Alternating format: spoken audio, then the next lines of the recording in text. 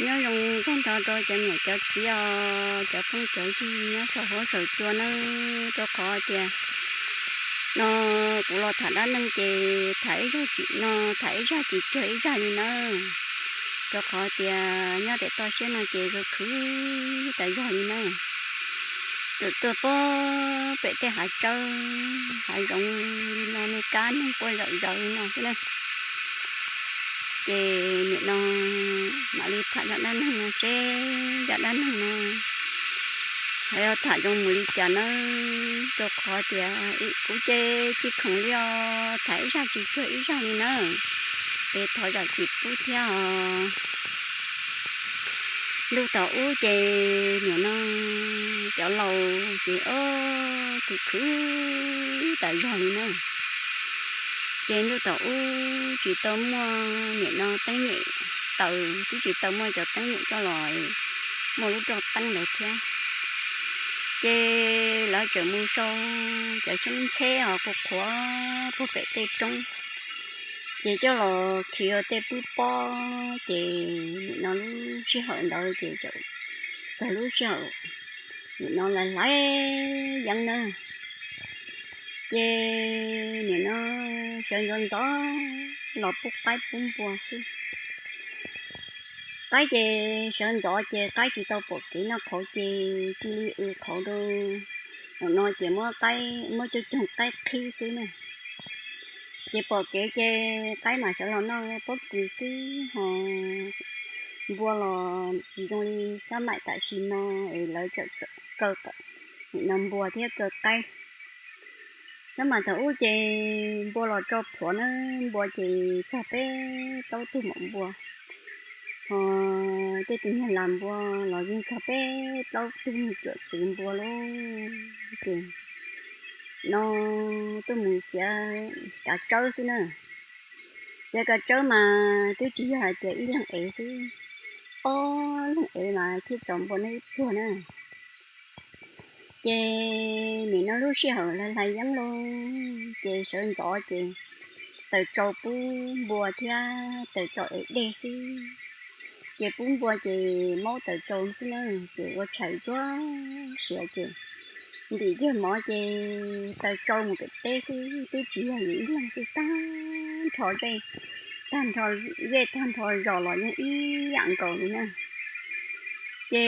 tự trộn một cái té chị mình sẽ phải té chị bỏ kỳ vậy ta tỏi trong sôi vẫn chị cho sôi vẫn luôn chị mà chị nó thì con thằng xa xa chuyện thì có khó xia theo chị xia chuyện con thằng xa thì ở cha khử tan bộ nó cha cái tao nó cán lại dùng đi con thằng thì thấy tôi mình nhận cho em nó làm cho lòn thôi con xin thằng lòn thôi là nhỏ xí thì con thằng cái xa thì lúc đó mà chị hay ta chị lúc xưa sợ thì cha khử toàn bộ nó những gì tôi nghĩ này dùng nó dùng nà trên chơi giữa sự thua lố nó nè trên con sang lúc đó chị hay ta chị con sang lúc xưa nghe sợ đi nó lố có khó tiền con sang nhẹ thế con sang chỉ như thế ta bộ thằng con sang chuyện mình lợ chế lo cho chế nhưng lo món nó ta con chẳng lo món nó ta chỉ là tiền lấy chỉ luôn con chẳng lấy nó luôn con chẳng cơ chế lo món nó ta chế con chẳng mà đi chỗ rong bùa mà tôi chỉ là tiền ý lắm chỗ xí lắm chỗ rong bùa mà chỗ tôi tết thằng mò luôn chế do thì chán tu mà vậy nó cho nên